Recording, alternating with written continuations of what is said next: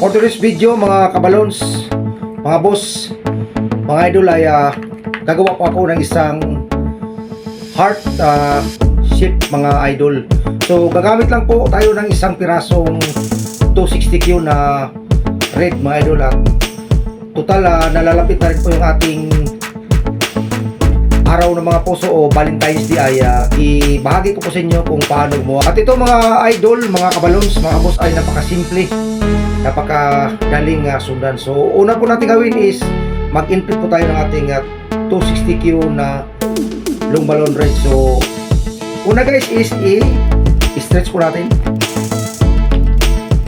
tapos i-input at mag-iwan po tayo mga idol ng 6 to 7 fingers yung sa pinakadulo.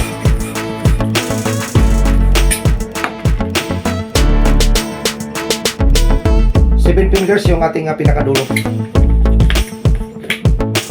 Tapos tali lang natin.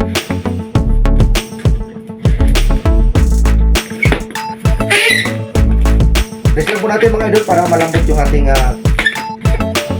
balloons. So una mga idol is 6 finger bubble.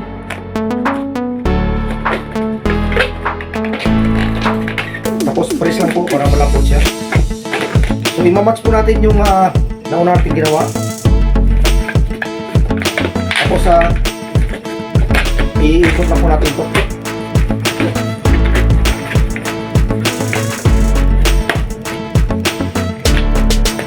Yan po mga idol. So sunod mga idol is 4 finger bubble.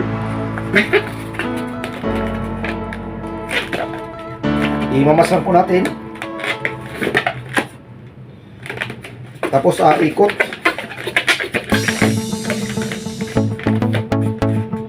Press. Tapos sunod mga idol,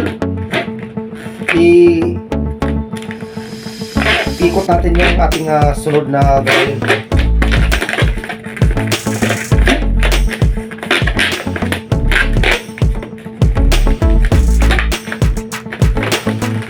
So yan po mga idol.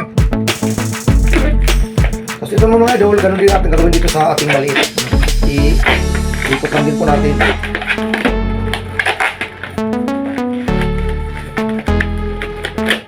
Tapos ikot.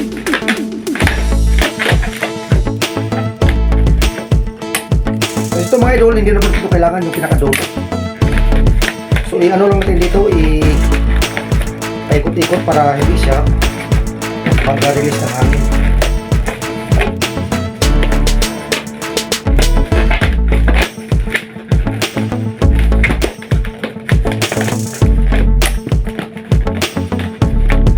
So ito na yung kanyang magiging forma mga idol. So sunod mga idol is dikit na natin siya. Forma lang natin sa mga idol na puso. So ano lang, kunting fixing lang. At magugit puso din po. Huwag na kayo matakot mga idol na pumutok yung ating balloons. So hindi po yan pumutok dahil sakto po yung ating tinagang hangin. So yun po mga idol yung kanyang part ng likod at ito naman yung kanyang harap. So hugis puso na siya mga idol.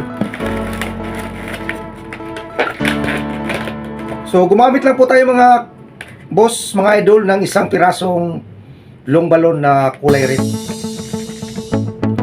At ito pa yung isa kong ginawa mga idol. Isa naman siyang violet color.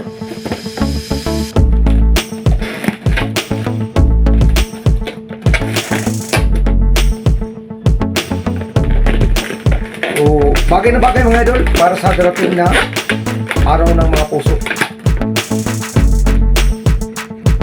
So ganun lang mga idol, mga kabalons, ang paggawa ng isang simple at napakagandang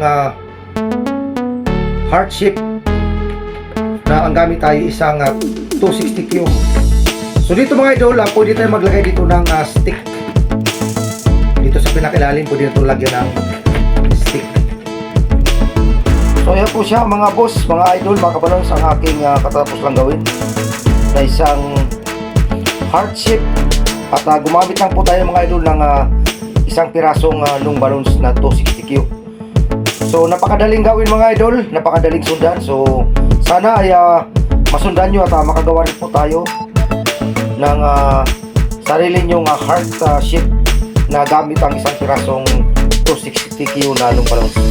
So yun naman mga idol, at sana ay nag-enjoy po kayo sa inyong panonood sa aking paggawa ng heart shape na long balloons. So thank you for watching mga boss, mga idol, mga balloons. At sana ay makita-kita po tayo sa aking susunod na mga video.